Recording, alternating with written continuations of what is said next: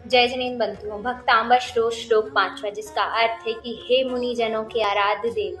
आपके अनंत गुणों का वर्णन करने की शक्ति मुझ में नहीं है,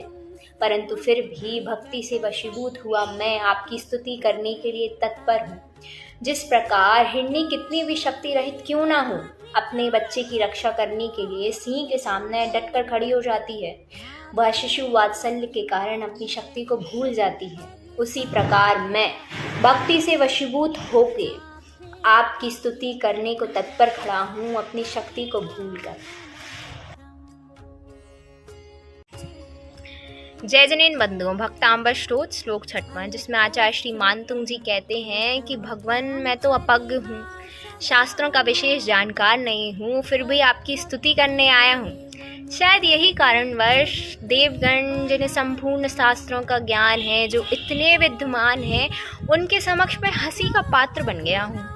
परंतु भगवान, मैं भक्ति से वशीभूत हूँ और आपकी यही भक्ति मुझे आपकी स्तुति करने की प्रेरणा देती है। जिस प्रकार बसंत ऋतु में कोयल आम के वृक्षों पर बैठ के अपने मधुर गीत सुनाती है, उसके लिए वे आम की डाली उसके लिए प्रेरणा का केंद्र है, उसी प्रकार मेरे लिए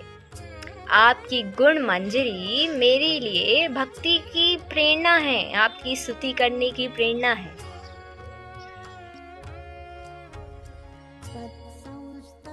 जय जनीन बंधुओं, भक्तांबर श्लोक 7वां, जिसका अर्थ है कि जिस प्रकार अर्धरात्रि में चारों ओर घंघोर अंधेरा छा जाता है, परंतु सुबह जैसे ही सूरज की पहली किरण आती है, वो सारे अंधकार को नष्ट कर देती है, उसे छिन्न भिन्न कर देती है,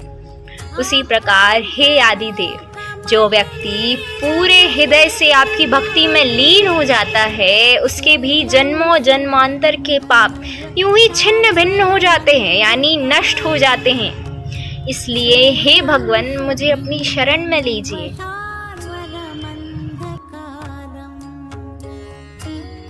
जय जनीन बंधु, भक्तांबर श्लोक 8वां, जिसमें आचार्य श्री मानतुंग जी कहते हैं कि हे नाथ, जिस प्रकार कमल के पत्तों पर पड़ी हुई ओस की बूंद मोती की तरह सुंदर दिखकर लोगों को प्रसन्न करती है, उसी प्रकार मेरे द्वारा की गई आपकी स्तुति लोगों के चित्त को हरती है। भला उस ओस की बूंद का भी कोई मूल्य होता है?